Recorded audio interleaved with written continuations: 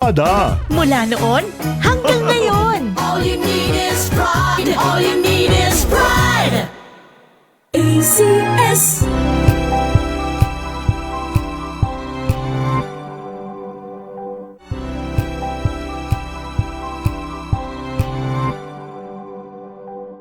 Abangan this Saturday. Hi, we're the Dawn. You're watching Scene Zone.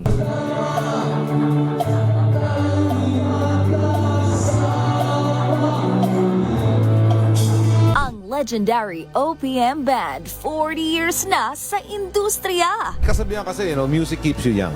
Although sinasabi ko lang yan, na medyo sumasakit yung likod ko ngayon. Ang Salamat Hitmakers, sumabak din sa noon o ngayon game. Mas malaki pa bang placard? Para... Same eh. Yeah, ngayon. Alas 12 ng tanghali, dito lang sa DZRH TV.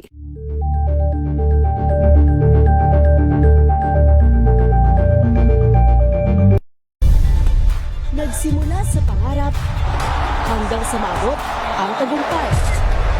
Iba't ibang kwento, iba't ibang mukha ng atletang Pilipino.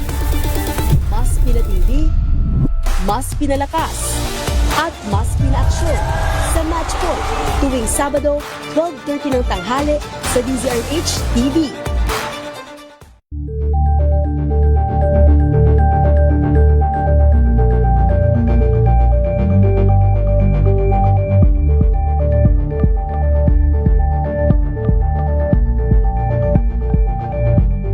Alamin ang mga maiinit na isyung pambayan, mga balitang kailangan mong malaman, usapin sa pamahalaan, politika, ekonomiya at kabuhayan. Ito ang mga dapat mong malaman, pakialaman at pag-uusapan dahil kayo ang tinig ng mamamayan dito sa Damdaming Bayan.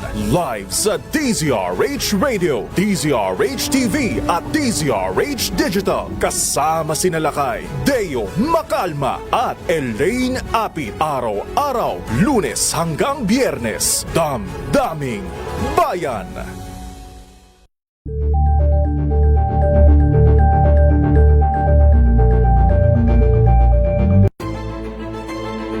Pakikinggan ang bawat panig.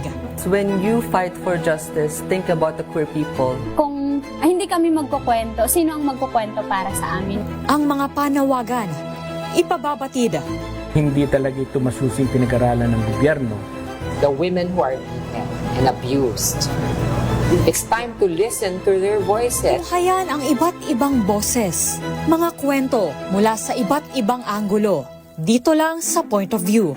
Mapapanood tuwing linggo, alas 12 ng tanghali sa DZRH TV.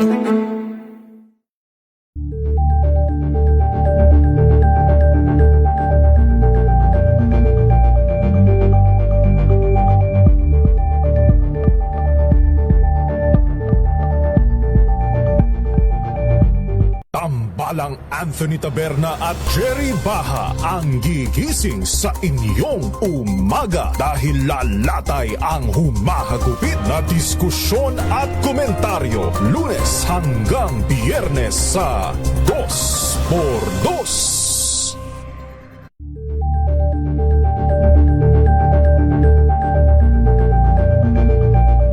Curious ka ba sa maraming bagay? Kami na ang bahala dyan. Aalamin, tutuklasin at bibigyang linaw namin ang mga katanungang bumabagabag sa inyong isipan. Sa programa kung saan ang bawat sagot ay galing lamang sa mga eksperto. Ang Expert's Opinion, tuwing linggo alas 3 ng hapon, dito lang sa DZRH TV.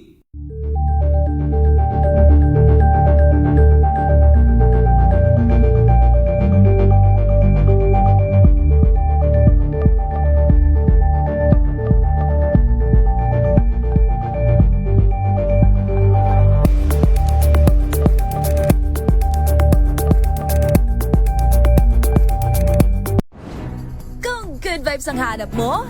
Dito ka na sa sigurado! Mula sa mga istoryang nagbibigay ng inspirasyon hanggang sa mga kwentong may dalang solusyon. Mga balitang pampagaan, pakiramdam at pampaganda ng araw. Hindi lang basta good news, kundi the better news. Mula Lunes hanggang Biyernes, 1:00 ng tanghali sa DZRH TV.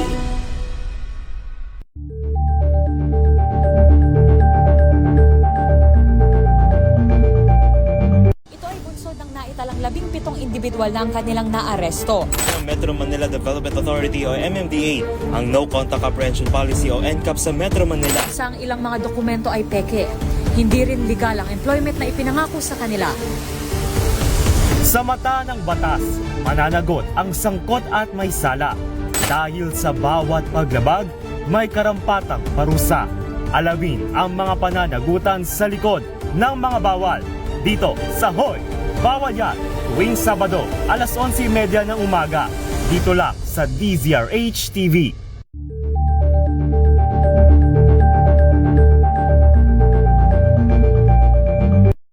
Mga balitang gigising sa inyong umaga. Mga balitang kailangan mong malaman. Mapapakinggan sa ACS Balita sa 2x2.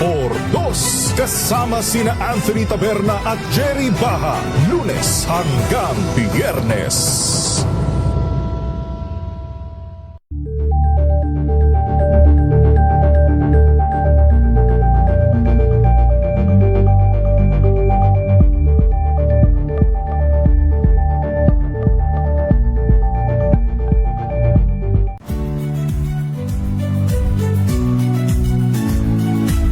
Magandang araw mga kaibigan. Ito po ang inyong balerina ng bayan, si Lisa Macuha Elizalde, na nag-aanyaya sa inyong samahan kami at ang aming mga espesyal na panauhin para sa kalahating oras ng masayang kwentuhan sa aming programang Art to Art, kung saan ang usapang sining at kultura ay para sa lahat. Huwag kaliligtaan, tuwing linggo, 3:30 ng hapon, dito lamang sa DZRH Radio, DZRH TV, at via online streaming.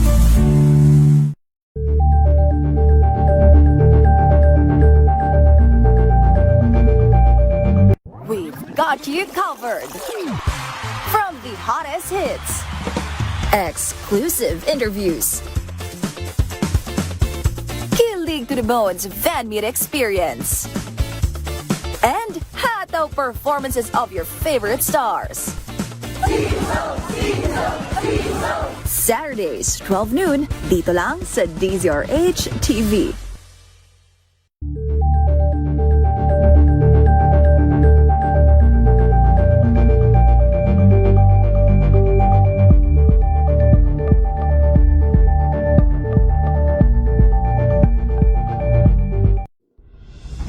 Tuloy-tuloy ang pagtulong, tuloy-tuloy ang pagseserbisyo, at tuloy-tuloy ang balitaan kasama si May Binauhan sa Operation Tulong mula Lunes hanggang Biyernes.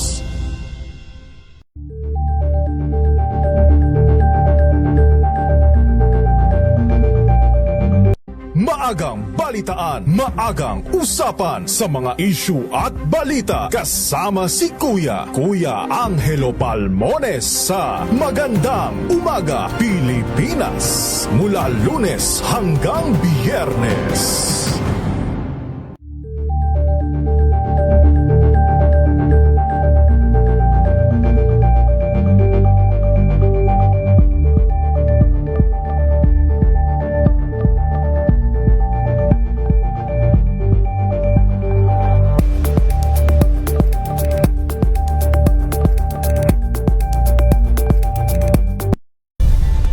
Nagsimula sa pangarap hanggang sa maabot ang tagumpay.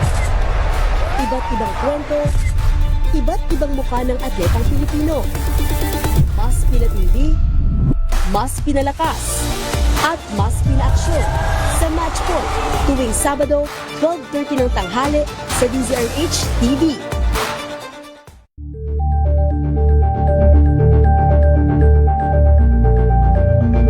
Oras natin 3 minuto makalipas ang 12:00 ng tanghali. sa mga balitang kailangan mong malaman. Unang-una sa mga balita.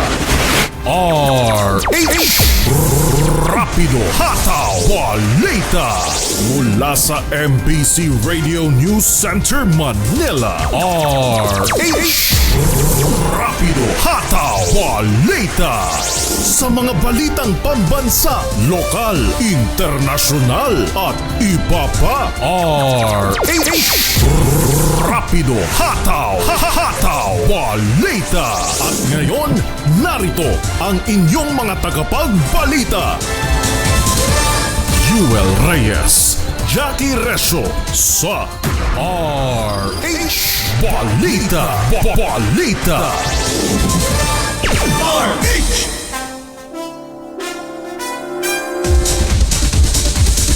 Sa ulo ng ating mga balita, 8 patay sa magkahiwalay na landslide, punsod ng shear line sa Davao Region.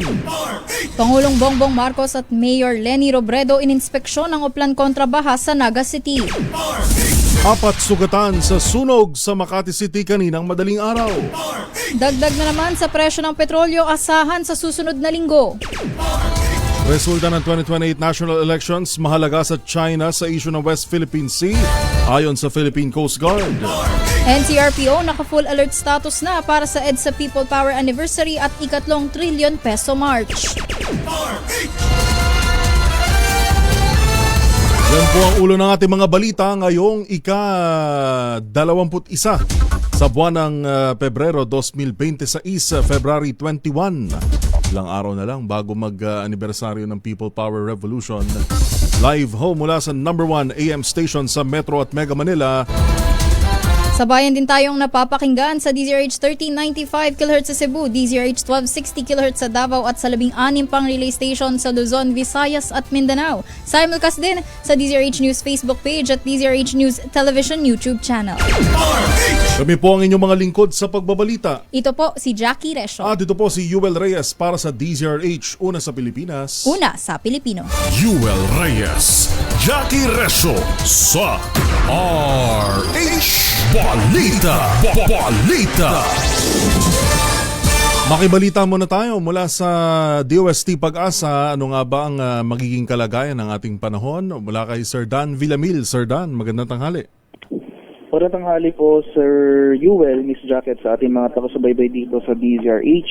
Patuloy ang pag-iral ng shoreline ay salubungan ng mainit at malamig na hangin sa silangang bahagi ng Visayas at sa Mindanao. Asahan pa rin natin na magpapatuloy itong mga kaulapan at mga kalat-kalat na pag-ulan, pakulog at pagkidlat sa Eastern and Central Visayas, mga rehiyon ng Caraga, Northern Mindanao, Davao Region, Barm at mga lalawigan ng Cotabato, Sarangani at sa Maysulu. Kaya sa mga lugar na ito, especially dito sa silangang bahagi ng mga area na ito sa may Caraga at Davao Region, patuloy po tayong maghanda at maging alerto sa mga banta ng pagbaha at pagbuko ng lupa, lalong-lalo na kung tuloy-tuloy yung mga pag-ulan na ating mararanasan. Sa Metro Manila at nalaging bahagi ng ating bansa, bahagyang maulap hanggang sa maulap na papawirin na ating inaasahan, may tsansa pa rin tayo ng localized thunderstorms sa nalalabing bahagi ng Mindanao at tsansa naman ng light rains o pag-ambon na dulot ng amihan ang mararanasan sa nalalabing bahagi ng Luzon at Visayas. Sa kalagayan naman ating karagatan, sa kasalukuyan, walang gale warning na nakataas pero iba yung pag-iingat pa rin sa ating mga kababayan na maglalayag, especially dito sa eastern seaboards ng Southern Luzon, Visayas at Mindanao dahil makakaranas rin tayo dyan ng katamtaman hanggang sa maalong karagatan. Sir Yuel? Sir Dan, ibig sabihin sa bandang Davao Region, magtutuloy-tuloy pa yung mararanasan nilang pagulan dahil sa shear line? Actually, yung mga pagulan po ng shear line ay, kumbaga axis na ating shear line umakyat na, no? So, kumbaga nakatutok na ito sa bandang Eastern Visayas. In terms of intensity ng mga pag-ulan sa mga susunod na araw, ay mababawasan na yung mga pag-ulan na ito. Kung kukumpara natin yung mga pag-ulan in the coming days as compared sa mga previous days, ay hihina na po yung mga pag-ulan na dulot ng shoreline. Alright, maraming salamat Sir Dan, magandang tanghali. Thank you po and magandang tanghali. Dan Villamil ng DOST Pag-asa. Yuel Reyes, Jackie Resho sa RH Balita. Balita. RH Balita. Balita.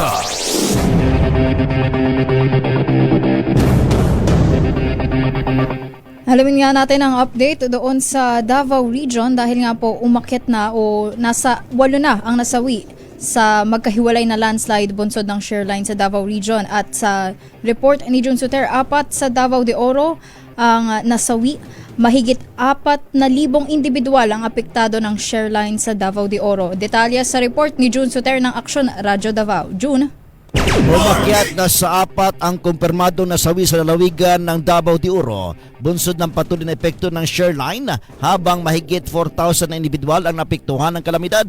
Batay sa situation report ng Provincial Disaster Risk Reduction and Management Office, nasa 4,183 katao o 1,265 kapamilya ang apektado. Sa bilang na ito, 853 kapamilya o 2,834 na individual ang kasalukuyan nasa evacuation centers, habang 450 na pamilya o 1,420 na individual ang pansamantalang nakituloy sa mga kamag-anak. Kabilang sa mga nasawi ang isang minero matapos ang landslide sa Purok 52, Sitio Puspor, Barangay Napnapan sa Pantukan, Davao de Oro, habang 3 ang kumpirmadong namatay matapos matabunan ng lupa sa landslide na naganap sa Purok 5, Barangay Rizal, Moncayo. Nagpahayag ng pakikiramay ang mga lokal na pamahalaan at tiniyak ang patuloy na pagbibigay ng tulong sa mga apektadong pamilya. Pinapayuhan ng mga residente sa landslide prone areas na manatiling alerto at sumunod sa mga-abiso ng mga autoridad habang nagpapatuloy ang monitoring sa lalawigan. Ito si June Suter para sa DZRH.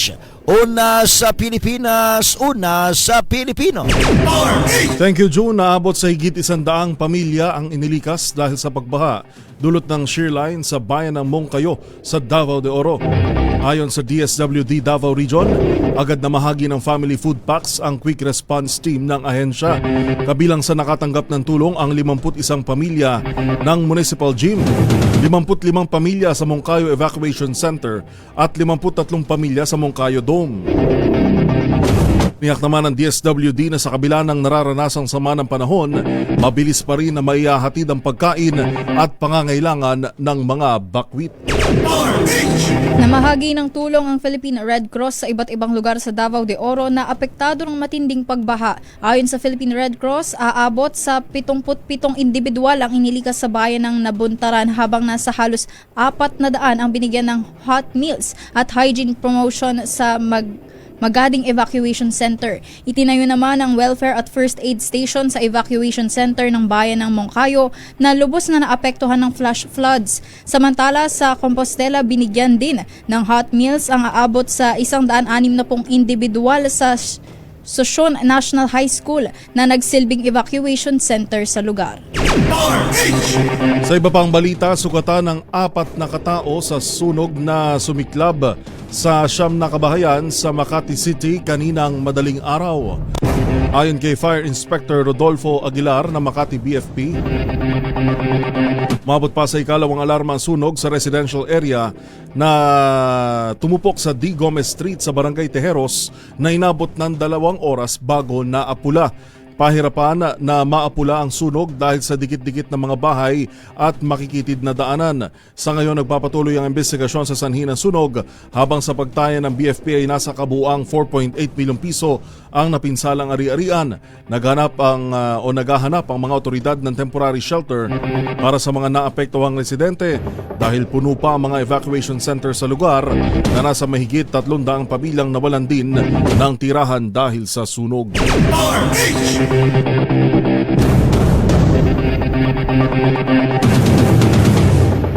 Samantala, hingi tayo ng update doon nga sa pagkikita ni Pangulong Bongbong Marcos at Mayor Leni Robredo dahil kanilang ininspeksyon ang plan kontra baha dyan sa Naga City.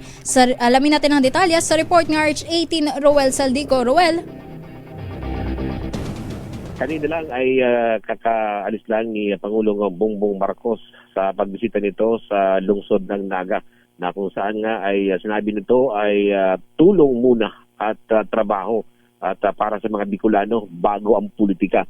Matapos itong tanungin sa kanya ng mga mamayagan na kung tungkol sa politika na pag-uusap ng dalawa, dahil nga ay ito yung matapos magdeklara ng Pangulo, si Vice President Sara Duterte. Ayon sa Pangulo, ito ay wala pa ito sa kanyang nilang pinag-uusapan. Subalit pabiro na sinabi nito na ang kanyang suot na medyas ay kulay pink.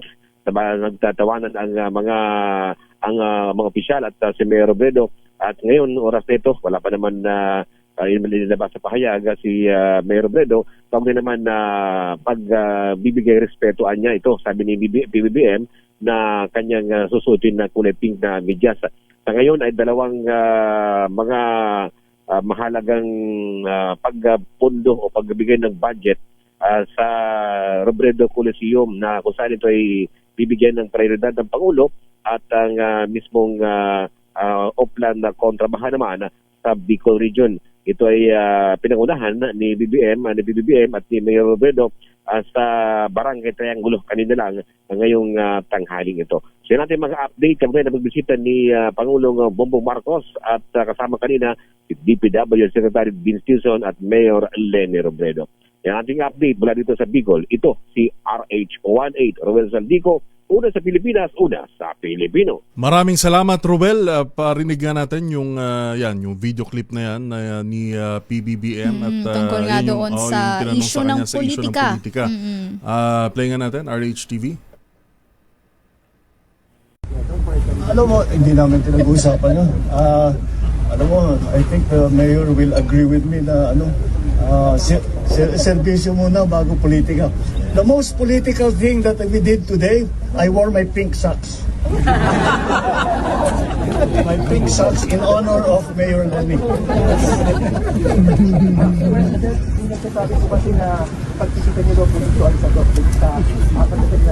No, we have been planning this for a few months already. Because talagang naging critical ito especially with the storm. Balita. Nandiyan pala talaga in honor of VP Leni. Nagsuot ng hindi lang basta pink socks yan. Kung makikita ninyo para siyang yung iconic socks. May mga may mga cartoon character pa yun. Samantala, oras natin 12:15. Inihayag naman ni Senator Robin Padilla na bukas siya maging running mate ni Vice President Sara Duterte sa 2028 national elections. Ayon kay Padilla, utang niya kay dating Pangulong Rodrigo Duterte ang kanyang political career, kaya susundin niya sakaling iutos nito sa kanya ang pagtakbo bilang Vice President. Dagdag pa ng senador, kayang-kaya niya ang posisyon ng pangalawang Pangulo dahil ipinanganak siyang ready. Git pa nito, puro advocacy at parang spare tire lamang ang trabaho ng isang VP. Nakahanda rin umano siya na tanggapin ang lahat ng batikos ng sino man sa nasabing desisyon. Gayunman, muli pa ring itinulak ni Padilla ang kanyang mungkahi na si Senator Amy Marcos ang dapat na maging running mate ni Vice President Sara Duterte. Samantala, posibleng silipin ng House of Representatives ang bank records ni Vice President Sara Duterte sa oras na imbestigahan na siya kaugnay ng impeachment complaints laban sa kanya. Ayon kay House Deputy Speaker at La Union Representative Paulo Ortega, nakakabahala ang mga aligasyon sa ika-4 na impeachment complaint. Kabilang dito ang umano'y hindi pagdedeklara ng ilang bank accounts, ari-arian at malalaking cash movements sa kanyang statements of assets, liabilities and net worth o SALN. Sa naturang complaint, hiniling ang pag-issue ng sabina para sa bank records mula 2019 hanggang 2025 at pakikipag-ugnayan sa Commission on Audit, Bureau of Internal Revenue at Anti-Money Laundering Council.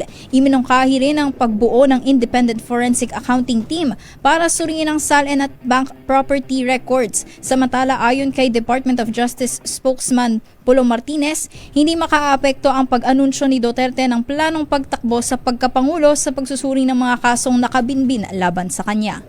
Yuel Reyes, Jackie Reso sa RH Balita.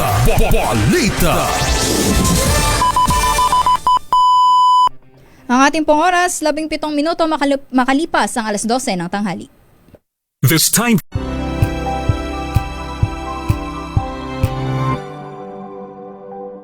Tambalang Anthony Taberna at Jerry Baha ang gigising sa inyong umaga dahil lalatay ang humahagupit na diskusyon at komentaryo Lunes hanggang Biyernes sa 2x2.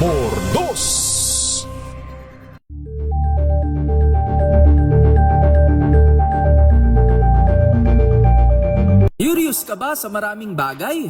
Kami na ang bahala dyan. Aalamin, tutuklasin at bibigyang linaw namin ang mga katanungang bumabagabag sa inyong isipan. Sa programa kung saan ang bawat sagot ay galing lamang sa mga eksperto. Ang Expert's Opinion, tuwing linggo 3:00 ng hapon, dito lang sa DZRH TV.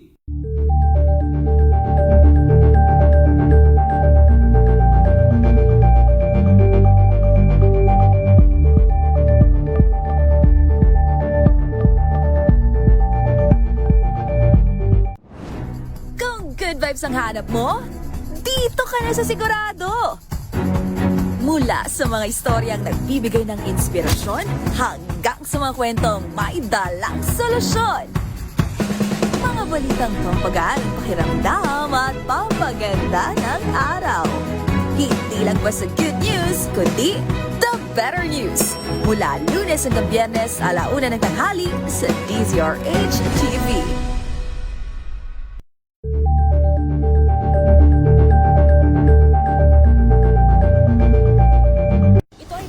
Naitalang 17 individual na ang kanilang naaresto. Ng Metro Manila Development Authority o MMDA ang No Contact Apprehension Policy o NCAP sa Metro Manila. Sa ang ilang mga dokumento ay peke. Hindi rin legal ang employment na ipinangako sa kanila. Sa mata ng batas, mananagot ang sangkot at may sala. Dahil sa bawat paglabag, may karampatang parusa. Alamin ang mga pananagutan sa likod ng mga bawal. Dito sa Hoy! Bawal yan, tuwing Sabado, 11:30 ng umaga. Dito lang sa DZRH TV.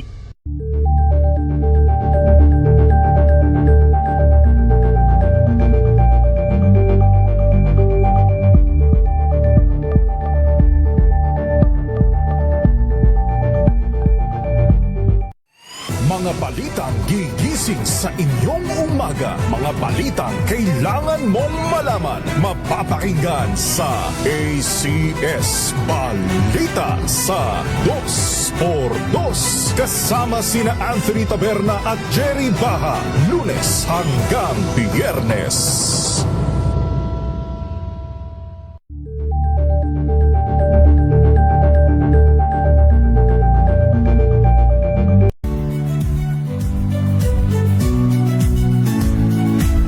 Magandang araw mga kaibigan. Ito po ang inyong balerina ng bayan, si Lisa Macuhay Lizalde, na nag-aanyaya sa inyong samahan kami at ang aming mga espesyal na panauhin para sa kalahating oras ng masayang kwentuhan sa aming programang Art to Art, kung saan ang usapang sining at kultura ay para sa lahat. Huwag kaliligtaan, tuwing linggo, 3:30 ng hapon, dito lamang sa DZRH Radio, DZRH TV, at via online streaming.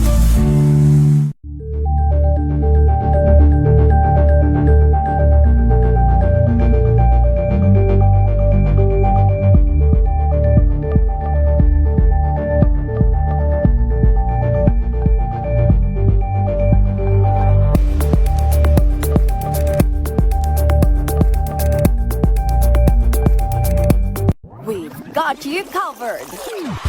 From the hottest hits, exclusive interviews,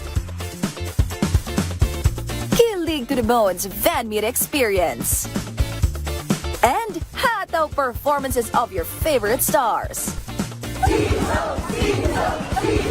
Saturdays, 12 noon, dito lang sa DZRH TV.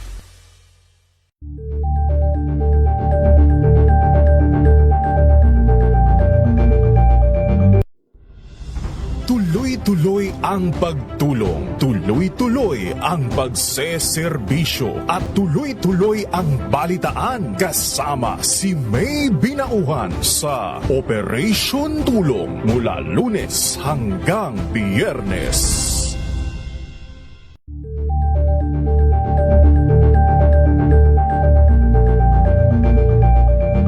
Maagang balitaan, maagang usapan sa mga issue at balita kasama si Kuya Angelo Palmones sa Magandang Umaga Pilipinas mula Lunes hanggang Biyernes.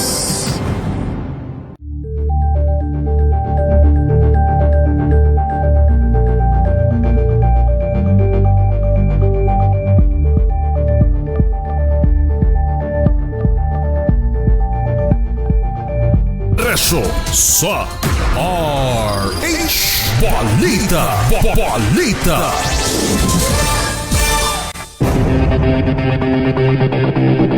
Balikbalita ho tayo, naghahanda na ang Metropolitan Manila Development Authority o MMDA para sa ikatlong trilyon peso march sa February 25 kasabay ng ika-40 anibersaryo ng EDSA People Power Revolution. Sa ginawang walkthrough sa People Power Monument, tiniyak ni MMDA General Manager Nicolas Torre III na planchado na ang kanilang traffic management plan at safety preparations para sa naturang pagkilos. Ayon kay Torre, magde-deploy ang MMDA ng mga traffic enforcers sa key areas at magpapatupad din sila ng rerouting scheme para sa mga piling kalsada.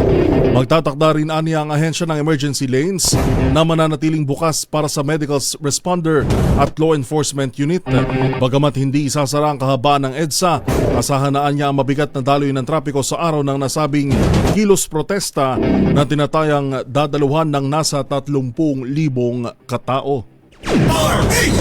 Kaugnay na balita, nagtaas ng full alert status ang National Capital Region Police Office o NCRPO simula ngayong araw bilang paghahanda sa trilyon peso march at selebrasyon ng ika-40 anibersaryo ng EDSA People Power sa February 25. Sinabi ni NCRPO spokesperson Police Major Hazel Asilo, magsisimula ang full alert status alas 5 ng hapon para matiyak ang seguridad ng publiko. Halos 11,000 na pulis naman ang ipapakalat sa mga lugar na daraanan ng protesta. Sa kasalukuyan, walang anumang banta sa seguridad na namomonitor ang mga otoridad kaugnay ng nalalapit na mga aktibidad. Mahigit pa sa 50 barangay sa Negros Occidental ang naapektuhan sa pagbagsak ng abo na nagmula sa Bulkang Kanlaon. Ayon sa Provincial DRRMO, kabilang sa matinding naapektuhan ng abo at matinding amoy ng asupre ang mga barangay sa bayan ng Ago, Binalbagan, Hinigaran, La Carlota, La Castellana, Moises Padilla, Pontevedra, San Enrique at Valladolid. Bunsod nito, sinuspende muna ang pasok sa mga paaralan sa La Carlota City at La Castellana sa Negros Occidental at maging sa Canlaon City sa Negros Oriental. 60 pamilya naman sa La Carlota at Bago City ang inilikas at dinala sa evacuation center. Sa iba pang balita, ihanda na ang mga bulsa. Asahan na ang panibagong pagtaas sa presyo ng mga produktong petrolyo sa susunod na linggo. Ayon sa oil industry sources, tataas ng 40 centavos hanggang 60 centavos ang kada litro ng gasolina, habang posibleng maglaro sa piso hanggang 1 peso and 20 centavos ang dagdag presyo sa diesel at kerosene. Mula Enero, hindi na muling nag-rollback ang presyo ng diesel at kerosene. Sa Lunes, malalaman ang final oil price adjustment na ipinatutupad tuwing araw ng Martes. Target naman ng Department of Transportation na magtayo ng railway project sa Cebu para mapagaan ang buhay ng mga commuter at mas mapalakas ang ekonomiya ng rehiyon. Ayon sa DOTR, plano nila magsagawa ng feasibility study para sa Metro Cebu Urban Mass Rapid Transit sa darating na Oktubre bago sila makipag-ugnayan sa lokal na pamahalaan. Batay sa pagtaya, ito'y may habang 67.5 kilometers mula Danao City hanggang Carcar City at may 25 kilometrong extension line patungong Mactan Cebu International Airport. Samantala, inanunsyo naman ng DOTR ang nakadagdang inaugurasyon ng Package 1 ng Cebu Bus Rapid Transit o BRT sa unang araw ng Marso ngayong taon. Oras na maging fully operational, inaasahang nasa 34,000 mga pasahero ang makikinabang araw-araw. Pinabibilisan na ni Pangulong Bongbong Marcos Jr. ang pagtapos sa mga infra project ng pamahalaan. Ayon kay Palace Press Officer Claire Castro, inatasan na ni Pangulong Bongbong Marcos ang DPWH na bilisan ang pagtatrabaho para matapos na ang mga nakabinbin pang proyekto pang infrastruktura sa iba't ibang bahagi ng bansa. Git ni Castro, naniniwala ang Pangulo na kung puspusan at maayos ang trabaho ay mas mabilis ding mararamdaman ng publiko ang ginhawang dala ng mga government projects. Batay aniya sa ulat ni DPWH Secretary Vince Dizon na kumpleto na ang pagsasaayos ng Bukidnon Davao Road na nasira noong nakaraang taon, gayon din ang pagkukumpuni sa sinkhole sa Quezon Road. Bukod dito ay malapit na rin aniyang matapos ang temporary passageway o bridge connector na pansamantalang papalit sa Kabangan Santa Maria Bridge sa Isabela. Sa iba pang balita, hindi monitor ni Pangulong Ferdinand Marcos Jr. ang nakatakdang confirmation of charges laban kay dating Pangulong Rodrigo Duterte. Sinabi ni Palace Press Officer Undersecretary Claire Castro, hindi kailangan mag-monitor ni PBBM dahil interes ng bansa ang pinagtutuunan lang nito ng pansin. Gayunman, tiniyak ni Castro na magiging updated pa rin ang Pangulo sa mga nangyayari dahil mga kapwa Pilipino ang nasa sangkot dito. Magsisimula ang confirmation of charges hearing ng ICC sa kaso ni dating Pangulong Duterte kaugnay ng war on drugs sa Lunes, February 23 na tatagal hanggang February 26 sa ICC headquarters sa The Hague, the Netherlands. Samantala, ibinasura ng International Criminal Court Pre-Trial Chamber 1 ang hiling ni dating Pangulong Rodrigo Duterte na i-disqualify sa kanyang kaso ang 3 Pilipinong abogado na kakatawan sa mga biktima ng war on drugs. Sa 5 pahinang desisyon ng ICC, sinabi nitong pawang mga espekulasyon lamang ang mga argumentong inilatag ng kampo ni Duterte sa hirit nito na alisin sa kaso sina Attorney Nicole Arcana, Joel Butuyan at Gilbert Andres. Giit ng ICC RH Balita. Oras ho natin 30 minuto makalipas ang alas 12 ng tanghali.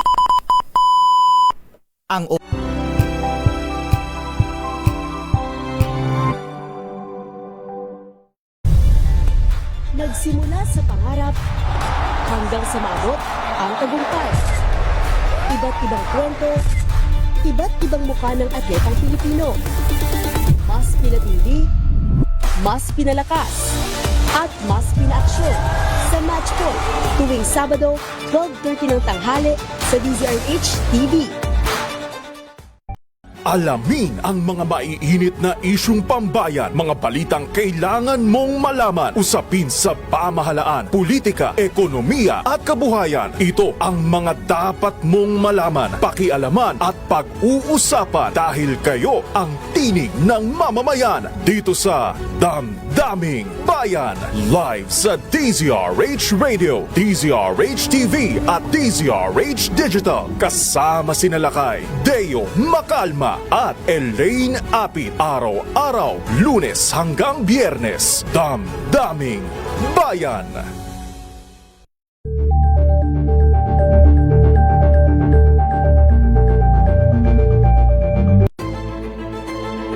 Pakikinggan ang bawat panig. When you fight for justice, think about the queer people. Kung hindi kami magkukwento, sino ang magkukwento para sa amin? Ang mga panawagan, ipababatid. Hindi talaga ito masusing pinag-aralan ng gobyerno. The women who are beaten and abused. It's time to listen to their voices. Buhayan ang iba't ibang boses, mga kwento mula sa iba't ibang anggulo. Dito lang sa Point of View. Mapapanood tuwing Linggo, alas 12 ng tanghali sa DZRH TV.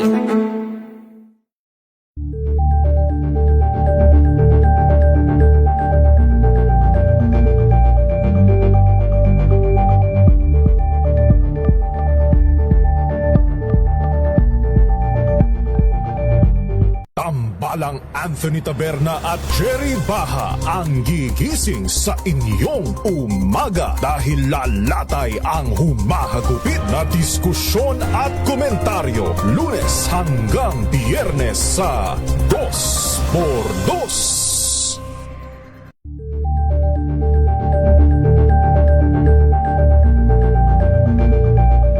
Curious ka ba sa maraming bagay? Kami na ang bahala dyan. Aalamin, tutuklasin at bibigyang linaw namin ang mga katanungang bumabagabag sa inyong isipan. Sa programa kung saan ang bawat sagot ay galing lamang sa mga eksperto. Ang Expert's Opinion tuwing Linggo alas 3 ng hapon dito lang sa DZRH TV.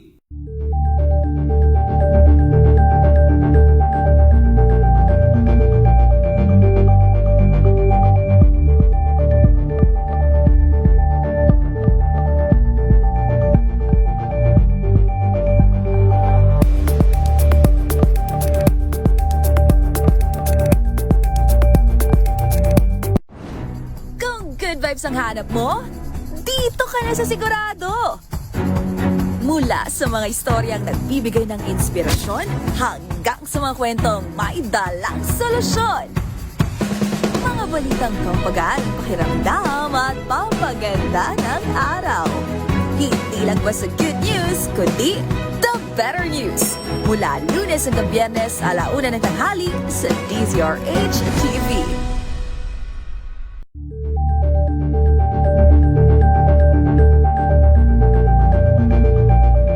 Ito ay bunsod ng naitalang 17 individual na ang kanilang naaresto.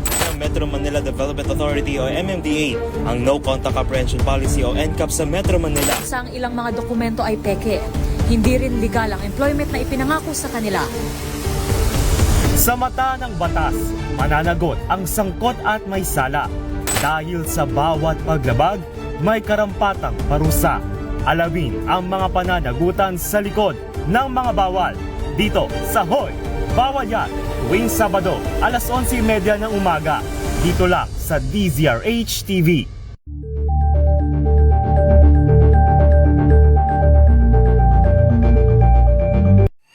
Mga balitang gigising sa inyong umaga. Mga balitang kailangan mong malaman. Mapapakinggan sa ACS Balita sa 2x2. Kasama sina Anthony Taberna at Jerry Baha. Lunes hanggang Biyernes.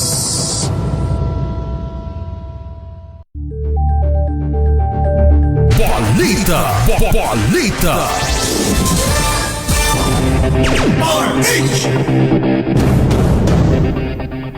35 minuto makalipas ang 12:00 ng tanghali, tanggap tayo ng report dahil dyan po sa may Caloocan ay namahagi daw po ang LGU ng mga panibagong tablets at laptop dyan po sa bilang bahagi ng digitalization sa local education. Detalye sa report ni RH23 Edwin Duque. Edwin.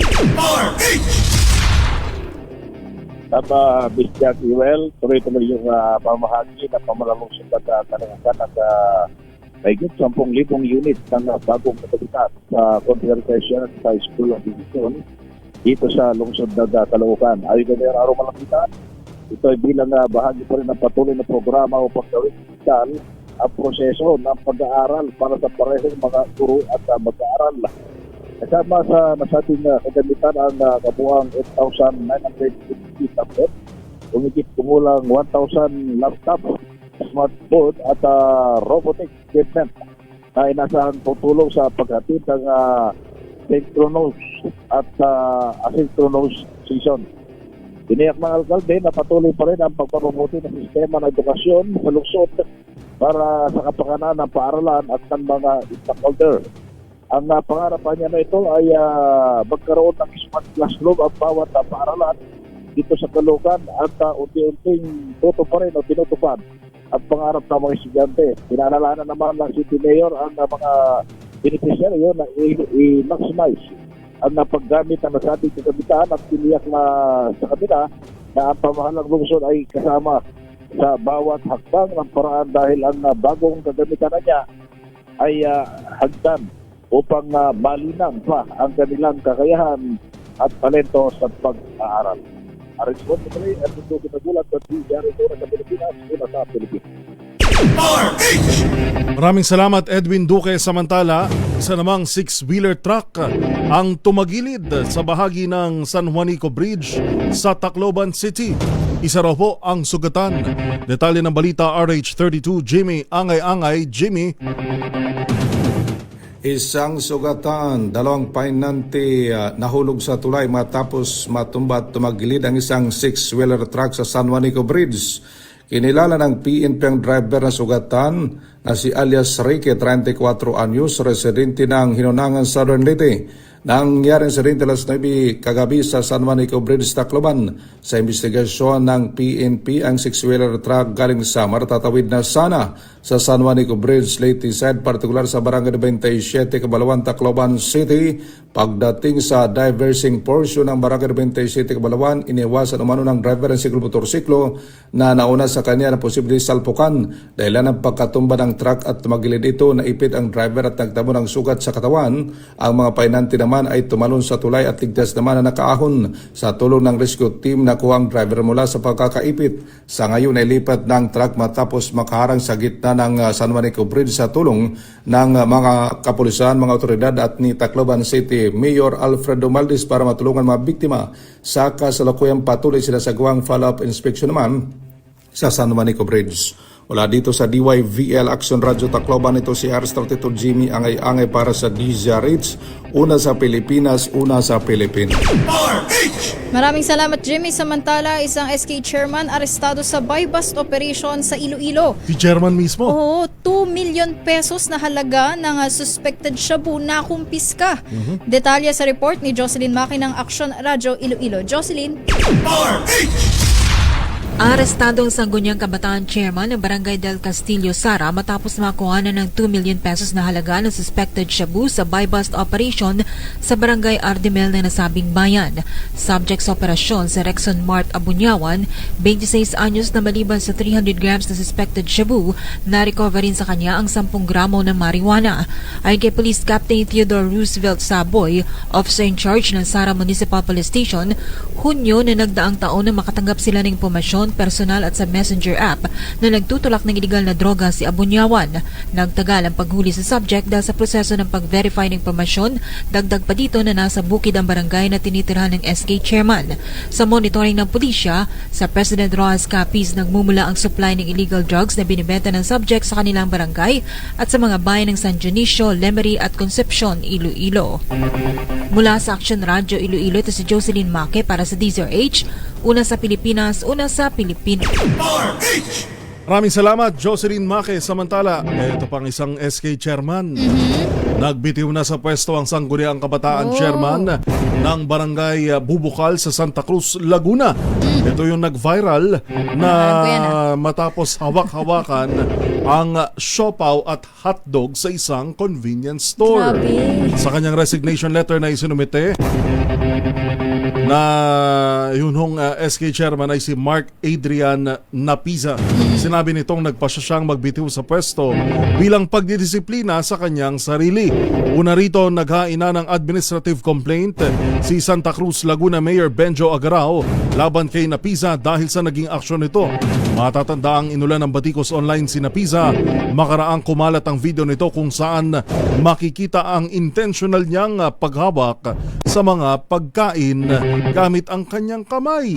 Samantala, nilinaw naman ni Napiza na binili niya rin ang lahat ng nahawakang pagkain noong mismong sandaling kinunan ang kanyang video content. Pero kaya kumain nun, kahit siya yung bumili. Pero kahit na, yung hahawakan mo yung isang yung paninda man lang, yung paninda lang ito, hahawakan mo yung iba-iba tapos pabalik mo. Yun lang yung video, makikita mo yun. Parang hindi ka maniniwalan masyado na bibilhin niya lahat yun eh. Oh, pero kung for the benefit of the doubt na binili nga niya, hindi pa rin tama dahil makukontaminate yung pagkain.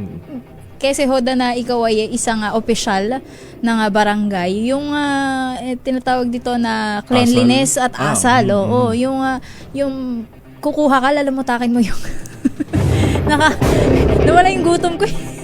Gugutom ka pa naman. Gugutom ako, biglang nawala eh. Samantala ho, isa namang top 1 most wanted person sa Calasiao, Pangasinan, arestado, RH38, Freddy Fajardo. Sa detalye, Freddy.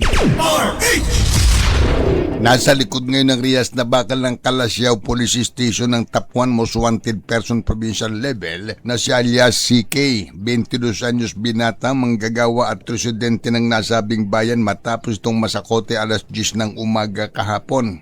Batay sa ulat ni Calasiao OIC Chief of Police Lieutenant Colonel Quentin Casabar Jr., katuwang nila ang PIUS, PIT Pangasinan na support group ng PPO at Regional Intelligence Unit 1 sa pagkadakip sa akusado sa bisa ng warrant of arrest na pinalabas ng Regional Trial Court Dagupan City sa mga kasong statutory rape, 5 counts under paragraph 1D article 266-A ng Revised Penal Code, no bail ban recommended, at act of lasciviousness 2 counts under article 335 ng Revised Penal Code in relation to section B ng Republic Act 7610 with 216,000 bail ban recommended. Mula sa Action Radio Pangasinan, ito si Freddy Fajardo, Aris 38, nag-uulat para sa DZRH, una sa Pilipinas, una sa Pilipino.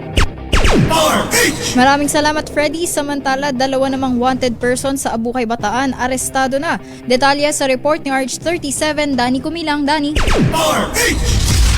Arestado ng Abukay Police ang 2 wanted person sa magkahiwalay na manhunt operation. Ayon sa ulat, nitong February 20, unang inaresto ng Abukay Municipal Police Station ang isang wanted person sa Barangay Kalaylayan, Abukay dahil sa paglabag sa Republic Act 9165 o ang Comprehensive Dangerous Drug Act of 2002. Sumunod na aresto na isinagawa rin sa Abukay sa Barangay Salyan kung saan inaresto ang isa pang wanted person sa kasong paglabag sa batas pambansa bilang 22 o bouncing check law.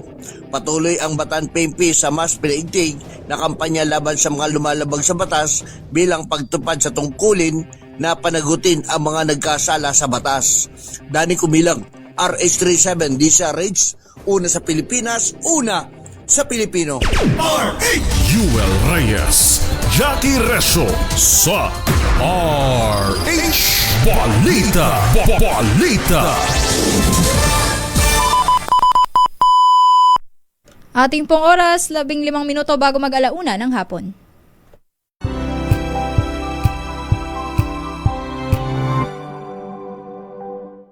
We've got you covered. From the hottest hits, exclusive interviews, kilig to the bones fan meet experience, and hataw performances of your favorite stars. Saturdays, 12 noon, dito lang sa DZRH TV.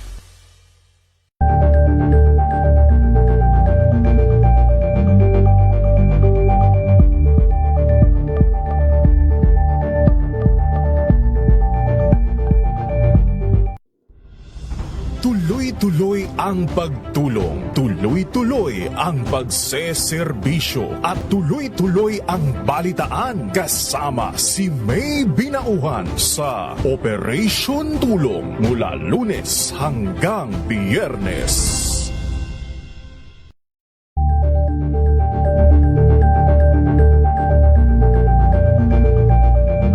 Maagang balitaan, maagang usapan sa mga issue at balita kasama si Kuya Angelo Palmones sa Magandang Umaga Pilipinas mula Lunes hanggang Biyernes.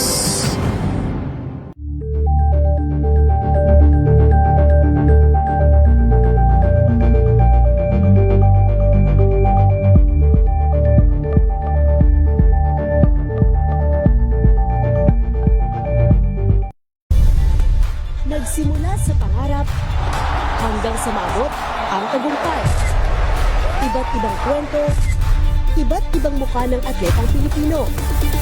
Mas pinatindi, mas pinalakas, at mas pinaaksyon sa Match Point tuwing Sabado, 12:30 ng tanghali sa DZRH TV.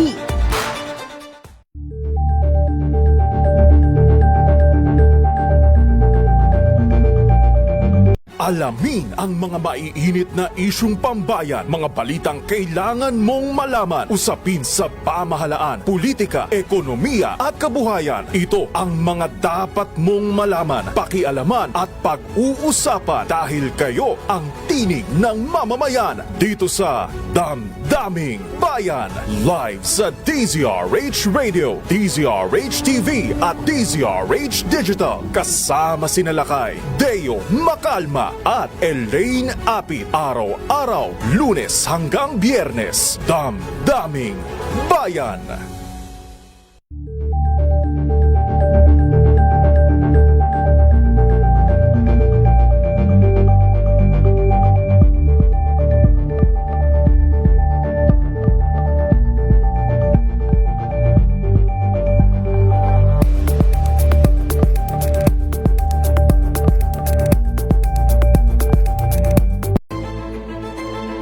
Pakikinggan ang bawat panig. When you fight for justice, think about the queer people. Kung hindi kami magkukwento, sino ang magkukwento para sa amin? Ang mga panawagan, ipababatid, Hindi talaga ito masusing pinag-aralan ng gobyerno. The women who are beaten and abused.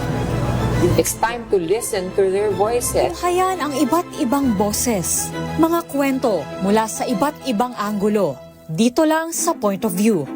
Mapapanood tuwing Linggo, alas 12 ng tanghali sa DZRH TV.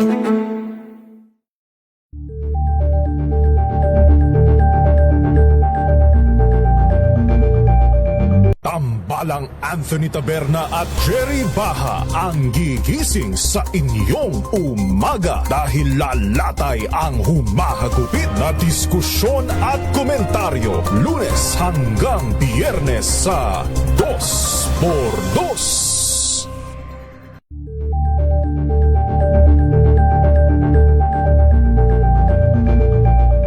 Curious ka ba sa maraming Ping isang minuto ho bago mag-alauna ng hapon, tuloy-tuloy tayo sa ating mga balita.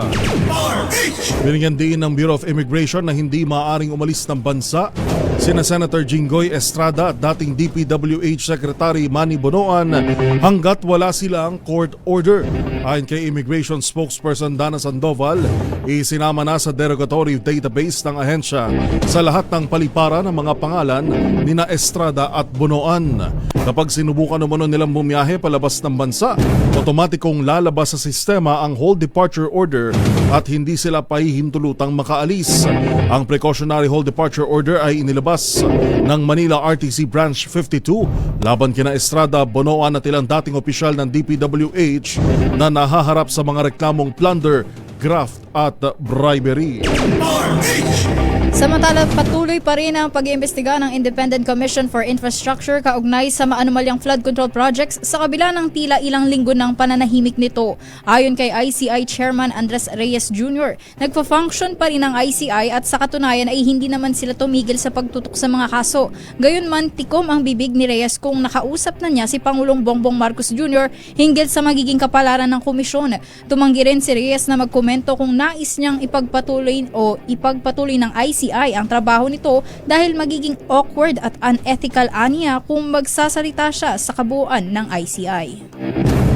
Arestado naman ang isang 63 anyos na Australian national sa Ninoy Aquino International Airport matapos na tangkang magpusulit ng 27.25 bilyong pisong halaga ng shabu papasok ng Pilipinas.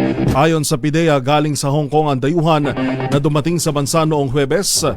Ngunit nadiskubre sa kanyang bagahe ang mga kontrabando. Bukod sa mga pakete ng shabu, nasamsam din ang isang notebook, set ng mga susi, calculator at charger. Nakakulong ngayon ang sospek at nakatakdang sampahan ng kasong paglabag sa RA 9165 o Dangerous Drugs Act. Higit 138 billion pesos na halaga ng mga puslit at pekeng sigarilyo ang nasabat ng Philippine National Police sa magkakahiwalay na warehouse sa Cebu City. Sa ulat ng PNP, aabot sa 136,000 na pakete ng iba't ibang tobacco products ang nasamsam ng mga otoridad.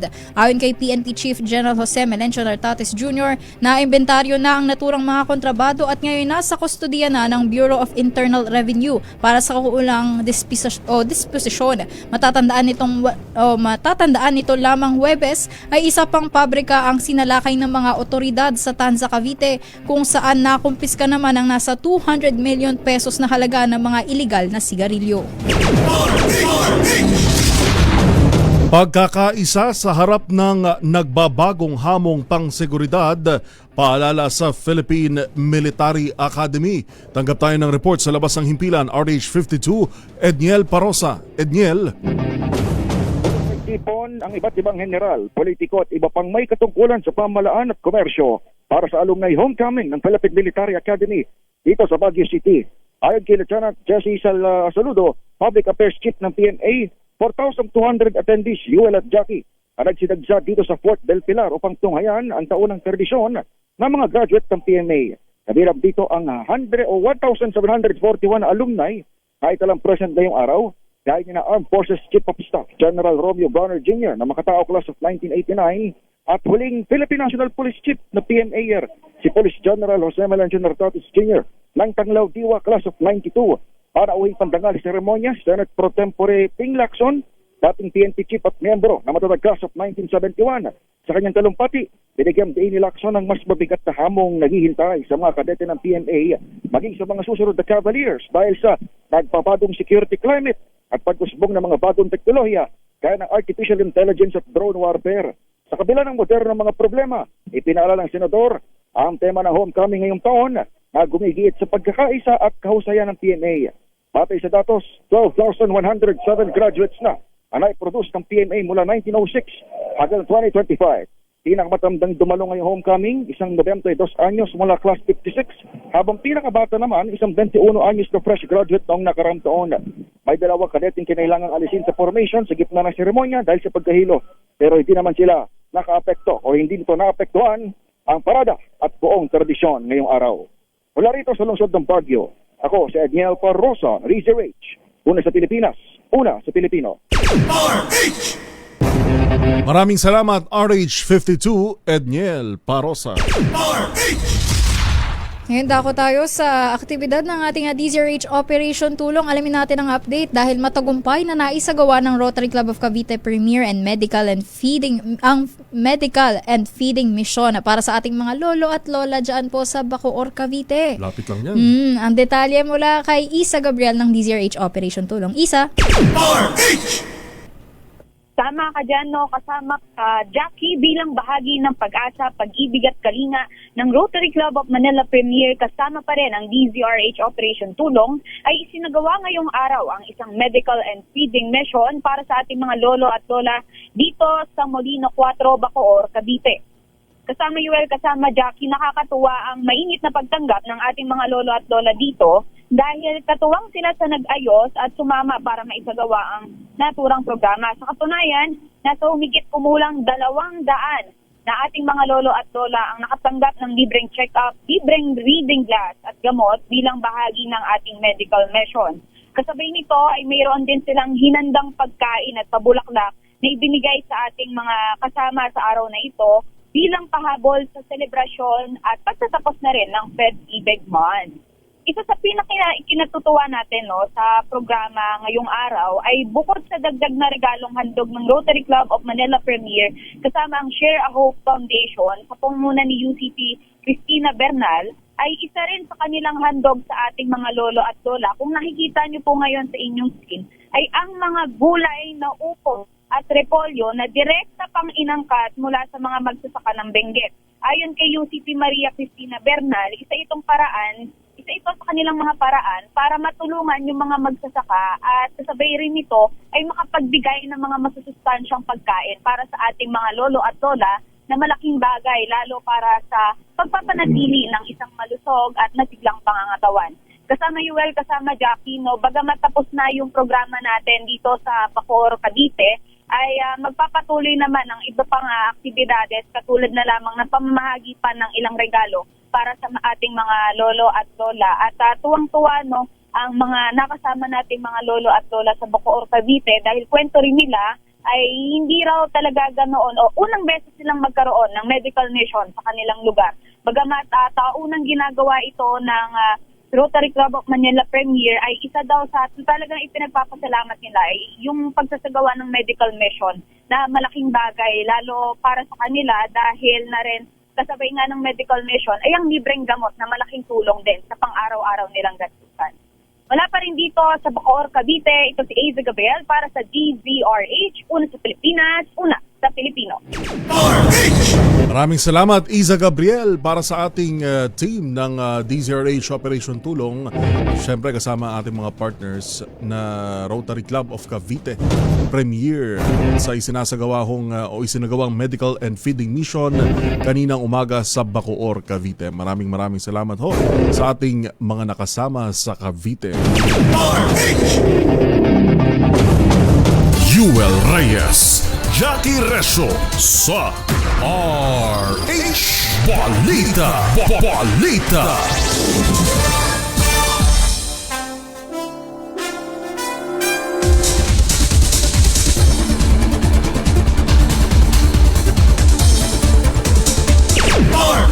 Balikan natin ang ating headlines. 8 patay sa magkakahiwalay na landslide bunsod ng shear line sa Davao Region. Pangulong Bongbong Marcos, Mayor Leni Robredo ininspeksyon ang Oplan kontrabaha sa Naga City. 4 sugatan sa sunog na sumiklab sa Makati City. Dagdag na naman sa presyo ng petrolyo, asahan na sa susunod na linggo. Resulta ng 2028 national elections mahalaga sa China sa issue ng West Philippine Sea ayon sa Philippine Coast Guard. NCRPO naka-full alert status na para sa EDSA People Power Anniversary at ika-3 trilyon peso march. Yan ho ang kabuuan ng mga balitang itinampok sa RH Balita ngayong araw ng Sabado. Maraming salamat sa ating mga nakasama. Sa ating suki, Miss Teresita Atienza na lagi nakatutok sa ating DZRH YouTube. Gayon din kay Melvin Letrodo, magandang hapon.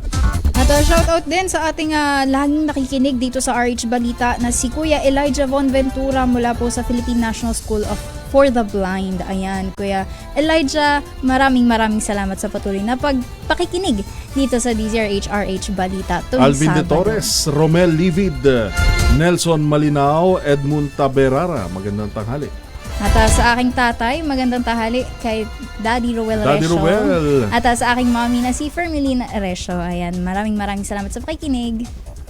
Sa ngalan po ng ating mga nakasama sa DZRH News Center, kina Jeric Sasil, Het Del Moro at sa DZRH TV Tech. Kami po ang inyong mga lingkod sa pagbabalita. Ito po si Jackie Resio. At ito po si Yuel Reyes para sa DZRH. Una sa Pilipinas. Una sa Pilipinas. Ang ating oras, partner, eksakto. Eksakto, 1:00 na ng hapon. Number 1 na naman ang